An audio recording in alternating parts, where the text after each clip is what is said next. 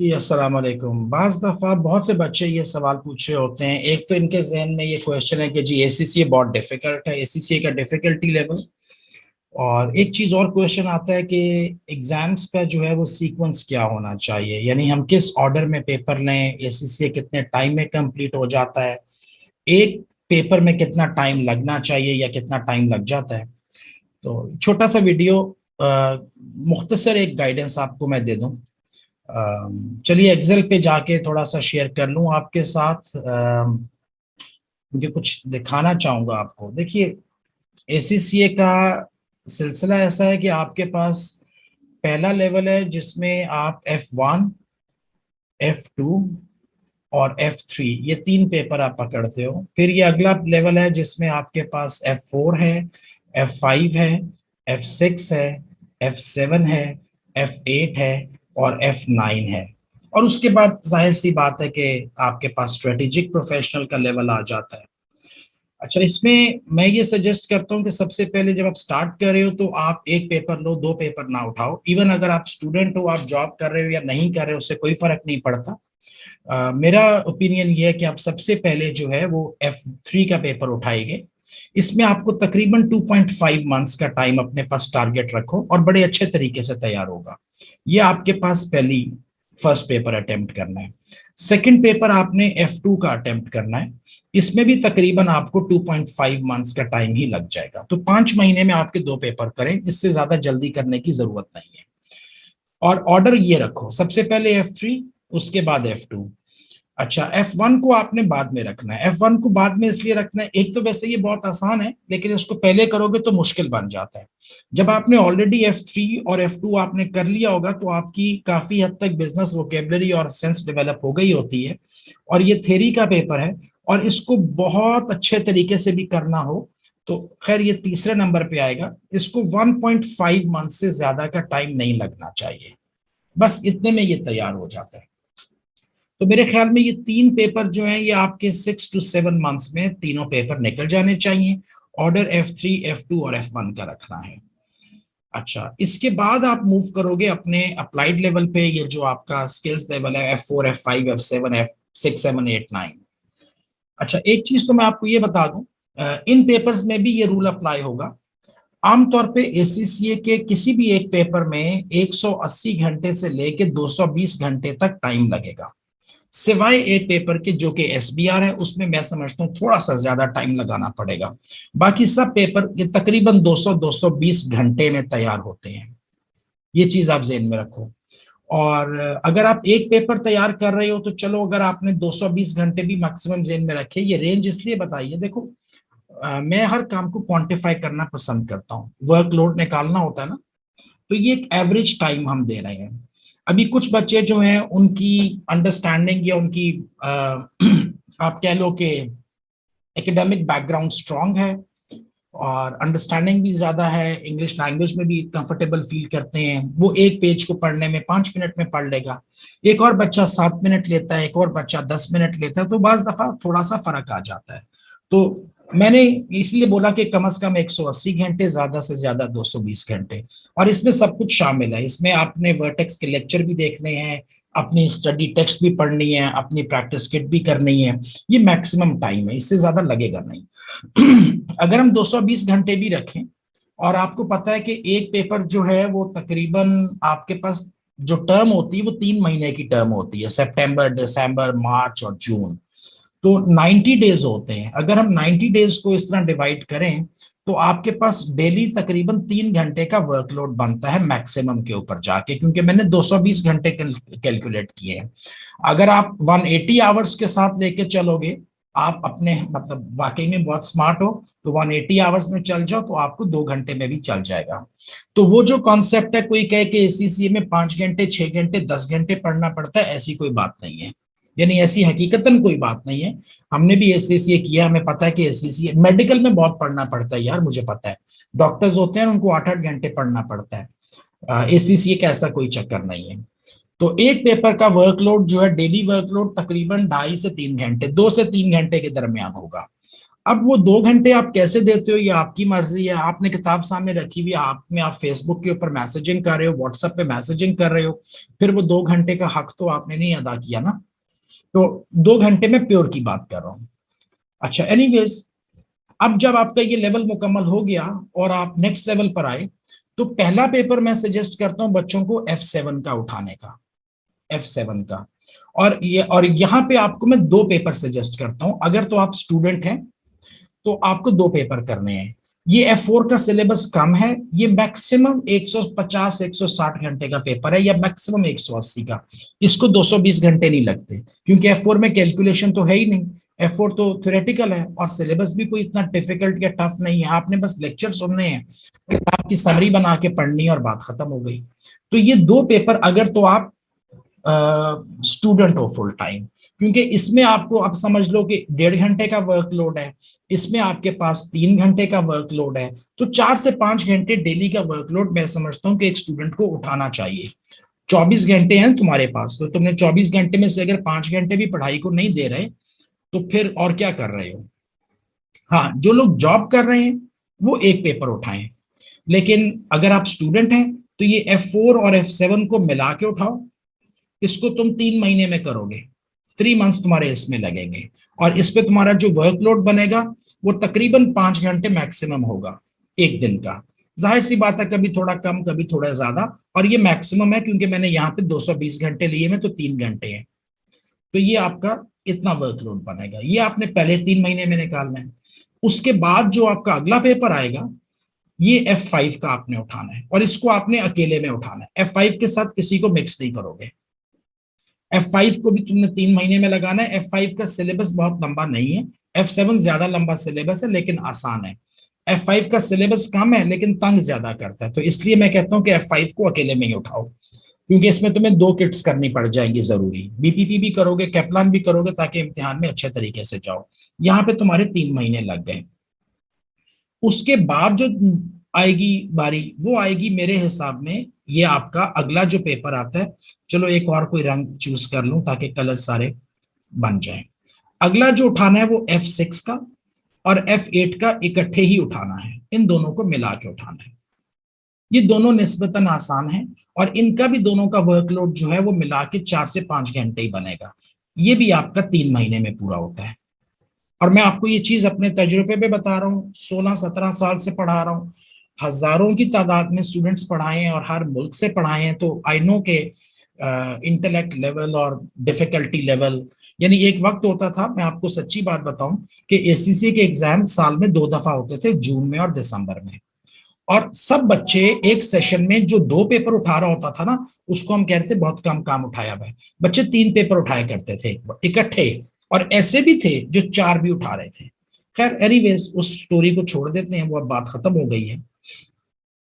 तो ये F6 और F8 को इकट्ठे उठाना है आपने, ये आपका थर्ड होना चाहिए। देखिए ऑर्डर बहुत इंपॉर्टेंट है। मैंने आपको बोला है सबसे पहले आपने F7 उठाना है। F7 ये आपका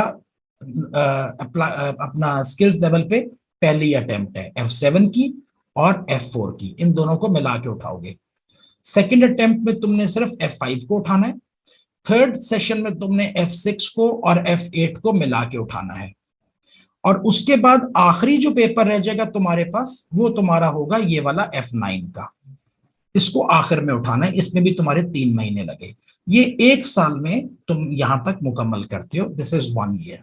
तो अब कहने से मुराद है कि आपने एसीसीए की जर्नी स्टार्ट की है 6 to 7 मंथ इन 3 पेपर्स में, ये तीनों तैयार होते हैं। अगर कोई कहता है कि नहीं होते, तो यकीन मानो वो करना ही नहीं चाहता। वरना मैंने F3 के लिए 2.5 महीने रखे हैं, करने वाले बच्चे 1.5 महीने में भी निकाल रहे हैं। तो इससे भी जल्दी में भी निकल जाता है अगर पूरा दिन ही लगा दो। हम तो बहुत आहिस्ता आहिस्ता जा रहे हैं, दिन में 2-3 घंटे की बात कर रहा हूँ ना। मैंने ये F3 में भी जो आपको ये प्लान दिया ना 2.5 महीने का, ये एक दिन में 3 घंटे का नजर में रखा हुआ है। आप बोलते हो सर मैं एक दिन में 5 घंटे पढ़ूंगा, मैं पढ़ सकता हूँ, मेरे पास कैपेसिटी है, तो F3 1.5 महीने में भी निकल जाएगा, और बड़ा अच्छा निकलेगा, इससे पहले भी निकल जाएगा। एनीवेज, 6 से 7 महीने इधर हैं, एक साल आपका इधर बनता है। इसके बाद फिर आप मूव करोगे अपने स्ट्रेटेजिक लेवल के ऊपर। अच्छा, स्ट्रेटेजिक लेवल का मैं ये बोलूं कि इसमें कुछ डिफरेंस ऑफ ओपिनियन आता है कि कौन कौन से पेपर करने चाहिए। मिसाल के तौर पे दो तो आपके पास कंपल्शन है, एसबीआर का और एसबीएल का। फिर आपने एडवांस पेपर्स में उठाने हैं। मैं आमतौर पे एएफएम को और ट्रिपल ए को सजेस्ट करता हूँ।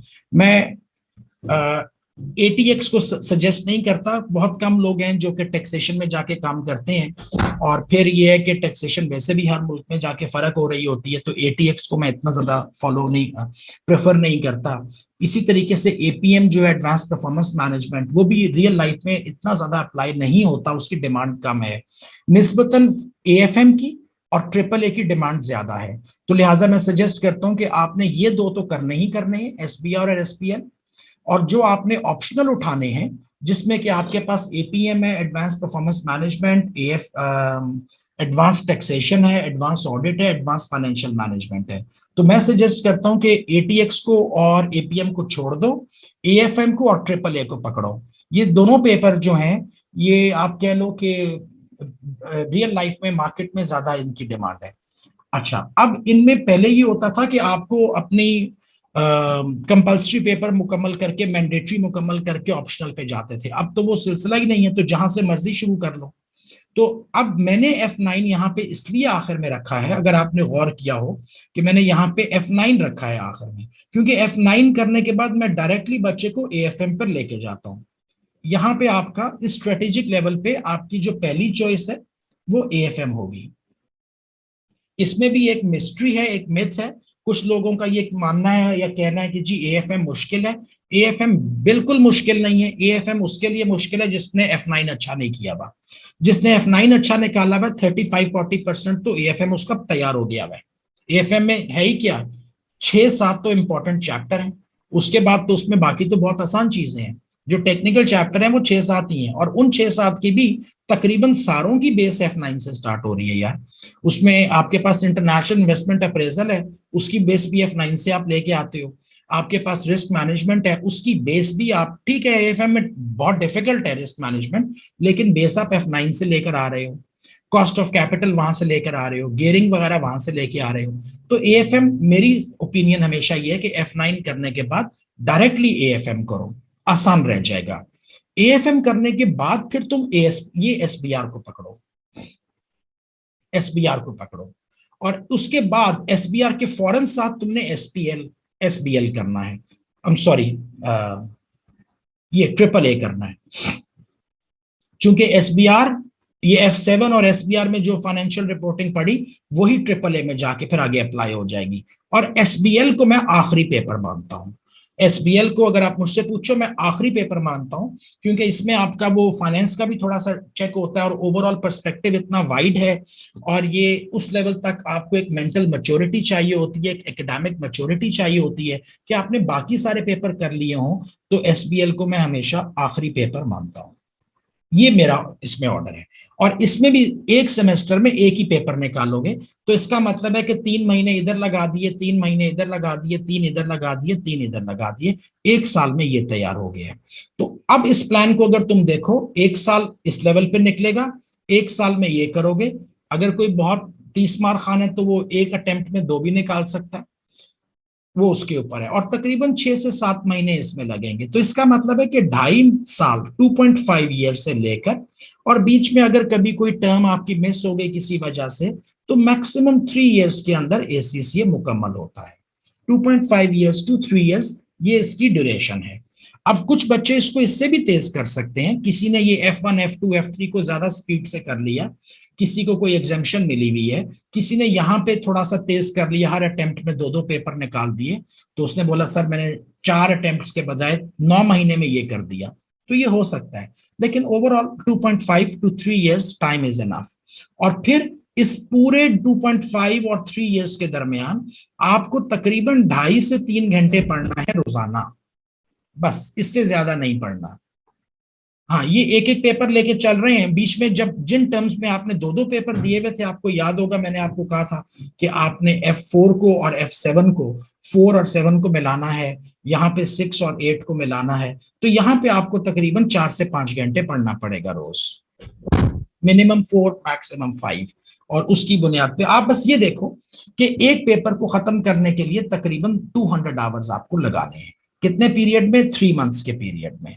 अब वो 200 आवर्स आप कैसे मैनेज करते हो? डेली करते हो या ऑल्टरनेट डेज पे कर लेते हो? क्योंकि बाज दफा रोजाना नहीं पढ़ा जाता, चलो एक दिन छोड़ के दूसरे दिन 5 घंटे पढ़ लिया। ये आपका अपना एक इशू है, हर किसी के अपना एक लर्निंग स्टाइल होता है। आखिरी बात कर दूं, एक होता है पढ़ना और एक होता है प्रिपेयर करना। हो सकता है कि आप पढ़ रहे हो लेकिन आप इम्तिहान को प्रिपेयर नहीं कर रहे। ये दोनों मुख्तलिफ चीजें हैं। Learning is different than preparing for exam. Exam preparation में एक थोड़ा सा स्टाइल डिफरेंट होता है, थोड़ा सा टच डिफरेंट होता है, आपका फोकस इम्तिहान की तरफ है। लर्निंग में तो आप एक टॉपिक को सीख रहे हो ना, आप एक कॉन्सेप्ट को सीख रहे हो। अभी देखो ना, आप अगर किसी भी वर्किंग प्रोफेशनल के पास चले जाओ जो 10 साल से जॉब कर रहा है, और उससे आप कोई भी आईएफआरएस की फाइनेंशियल रिपोर्टिंग की बात करो तो वो आपको सब कुछ बता देगा और उसको सारा कुछ आता है और शायद आपसे बेहतर आता है। लेकिन अगर आप उसको कहो ना कि यार कल आके बैठ जा इम्तिहान दे दे, तो बहुत बड़ा इम्कान है कि वो इम्तिहान में फेल हो जाएगा। नॉलेज उसके पास सारा है, लेकिन वो जो टाइम मैनेजमेंट है, एग्जाम को कैसे अप्रोच करना है, कौन से क्वेश्चन को कैसे करना है। आंसर मैंने 65.6 लिख दिया, उन्होंने कहा था नियर टू द डॉलर 65 लिखना था, तो ये गलत हो जाएगा या 66 होना चाहिए था। बहुत सी टेक्निकलिटीज होती हैं। तो एग्जाम प्रिपरेशन हो सकता है कि अगर आप कह रहे हो कि सर मेहनत बहुत की फिर भी 50 नहीं आए, तो मुझे ये लगा कि आपकी मेहनत ही गलत डायरेक्शन में थी। आप एक गलत चाबी से किसी और दरवाजे को खोलने की कोशिश कर रहे थे जो कि नहीं खुलेगा। तो हर दरवाजे की अपनी एक चाबी होती है, हर काम करने का एक अपना अप्रोच होती है। बहरहाल 3 साल मैक्सिमम टाइम पीरियड है जी, मैक्सिमम 3 साल है। 2 ढाई साल में भी हो जाता है, ढाई में तो बहुत आसानी से होता है, बिल्कुल मुश्किल नहीं है। अगर आप कहो कि जी मैं स्टूडेंट हूं, मेरी उम्र 20-22 साल है, मैं जॉब नहीं करता और मैं एक दिन में 3 घंटे नहीं पढ़ सकता, तो फिर मुझे आपसे ये पूछने का हक है कि भाई तुम 24 घंटे में से बाकी काम में बाकी टाइम किधर लगाना चाहते हो? तुम अगर 3 घंटे भी नहीं दे सकते अपनी पढ़ाई को और फिर अपने आप को स्टूडेंट भी कहते हो, तो फिर बात नहीं बनती। यानी स्टूडेंट का मुराद स्टूडेंट है और कहते हो कि मैं फुल टाइम स्टूडेंट हूं। तो जैसे कोई फुल टाइम वर्कर 8 घंटे काम करता है, अगर फुल टाइम स्टूडेंट 8 घंटे पढ़ना शुरू करे तो वो तो दुनिया इधर से उधर उठा देगा यार। मैं तो सिर्फ 3 घंटे मांग रहा हूं तुम्हारे से और तो बात ही कोई नहीं कर रहा। तो बस ये है, एक छोटा सा था, एक ये बच्चों का बाज दफा कंफ्यूजन होती है एसीसीए के। क्योंकि होता ये है, मैं बताऊं कि अनफॉर्चुनेटली बहुत से लोग फील्ड में आ जाते हैं और शायद वो इतने कमिटेड नहीं होते, उनको इंटरेस्ट नहीं होता, मोटिवेटेड नहीं होते, प्रिपेयर्ड नहीं होते, एकेडमिकली बहुत वीक होते हैं, या चाहते हैं कि मुझे बस बैठे बैठाए सब कुछ मिल जाए, आखिरी 10 दिन में पढ़ लूंगा तो मैं क्वालिफिकेशन मिल जाएगी। ऐसे नहीं मिलेगा। यानी ये मैट्रिक या इंटर नहीं है, एसीसीए है। पूरी दुनिया में ये जाना माना जाता है। ये क्वालिफिकेशन आप लोग के अपने हाथ में 140 मुल्कों में जाके दिखाओगे तो लोग आपको कहते हैं जी आइए बैठिए, आपको जगह देते हैं। तो अगर आपने अच्छे तरीके से पढ़ा हो, अगर आप नॉलेजेबल हो, तो ये ऐसे नहीं आ जाएगा। थोड़ी सी मेहनत आपको करनी पड़ेगी। लेकिन जिन लोगों ने ये खबरें फैलाई हुई हैं कि जी बहुत मुश्किल है, नहीं होता नहीं होता, वो बिल्कुल झूठ है। कुछ लोग ये भी, बहरहाल ये टॉपिक नहीं है कि ये कितना एक्सपेंसिव है। ACCA is the cheapest qualification on this earth, may be. क्योंकि आप देखो एसीसीए तो आपसे कुछ मांगता ही नहीं है ना। एसीसी आपसे क्या क्या डिमांड करता है? अब ये टॉपिक नहीं है मेरा, मैं इस डिटेल में जाना नहीं चाहता, लेकिन सिर्फ इतना बता दूं कि एसीसीए ने आपसे ये कहा कि 3 महीने में, 3 साल में, 3 साल के दौरान आपने 13 इम्तिहान देने हैं। एक इम्तिहान की फीस तकरीबन मैक्सिमम ये $100 से लेकर तो $150 के दरमियान कहीं पे होती है। तो अगर हम $150 भी जेन में रख लें तो 15 टाइम्स 13 अगर आप कर लो तो ये कितना बनता है यार? ये $1800 भी नहीं बनता यार। 1800-1900 तकरीबन बन रहा है। 1950 बनता है तकरीबन, $1950। और ये $1950 आपने 3 साल में देने हैं। तो इससे मुराद है एक साल में $600 या $700 हो गया, $650 एक साल में। एक साल में $650 तो कोई इतनी बड़ी फीस नहीं है मेरे ख्याल में। तो अगर आप इसको मंथली पे कन्वर्ट कर लो तो ये इससे बहुत कम हो जाता है। हाँ, अब ट्यूशन फीस आपके ऊपर एक बोझ बनती है कि सर मुझे ट्यूशन फीस भी तो देनी है। तो भाई ट्यूशन फीस आप अपनी मर्जी से दे रहे हो, एसीसी ने तो आपसे कहा नहीं कि कहीं से जाके पढ़ो। आप खुद ही अपनी मर्जी से एक इंस्टीट्यूट सेलेक्ट करते हो कोई इंस्टीट्यूट कम पैसे ले रहा है, कोई ज्यादा ले रहा है, फिर आप इम्तिहान में फेल हो जाते हो, ट्यूशन भी दोबारा देते हो, इम्तिहान की फीस भी दोबारा देते हो, 13 इम्तिहान की 26 दफा तुम फीस जमा करवा दोगे, तो ये तुम्हारा कसूर है, इसमें एसीसीए का तो कोई कसूर नहीं है। और एसीसीए ने तो नहीं कहा कि फलां जगह से ट्यूशन पढ़ कर आओ, एसीसीए तो बस अपना यही मांगता है तुमसे 3 साल में, और साथ में एनुअल सब्सक्रिप्शन लगा लोगे, वो भी 50 $79 $79 $79, पाकिस्तान में तो शायद उससे भी कम है। तो $2000 में यार बात खत्म होती है एसीसीए की, $2000 भी 3 साल के अंदर, एकदम से नहीं। हाँ, अब आपने कहां से प्रिपेयर करना है, कैसे प्रिपेयर करना है, इम्तिहान में फेल होके दोबारा भी फीस भरनी है, वो आपके प्रॉब्लम्स है, एसीसीए के नहीं है। और इंस्टीट्यूट जो है, लर्निंग कम में भी हो जाता है, ज्यादा में भी हो जाता है, मुझे पता है ऐसी जगह इवन वर्टेक्स पे $50 से स्टार्ट होता है, आप चाहो तो आप एलएसबीएफ पे जाके $500 का कोर्स ले लो, तो कोर्स $50 से स्टार्ट होके $500 के दरमियान कहीं पे भी जाके बैठ जाता है। पाकिस्तान में ज्यादातर इंस्टीट्यूट्स $100 के करीब ले रहे हैं। खैर ये टॉपिक नहीं है, कहने से मुराद ये थी कि कॉस्ट जो है ना, जो एसीसीए की फिक्स कॉस्ट है, जो कमिटेड कॉस्ट है आपकी, वो सिर्फ 3 साल की आपने सब्सक्रिप्शन देनी है और आपने 13 इम्तिहान की फीस देनी है, बस ये। और ये सारा तकरीबन $2000 के करीब होता है, और ये 3 साल में होता है। अब आप कितना पैसा लगा रहे हो, आपने इंस्टीट्यूट में जाने के लिए पता नहीं कोई किसी राइडर के साथ टैक्सी से बात की हुई है, महीने का आप $5000 उस टैक्सी वाले को दे रहे हो, पता नहीं आप $20000 जो है वो ट्यूशन का पे कर रहे हो, और फिर आप कहते हो जी मेरा तो पता नहीं $25000 तो ये लग गया।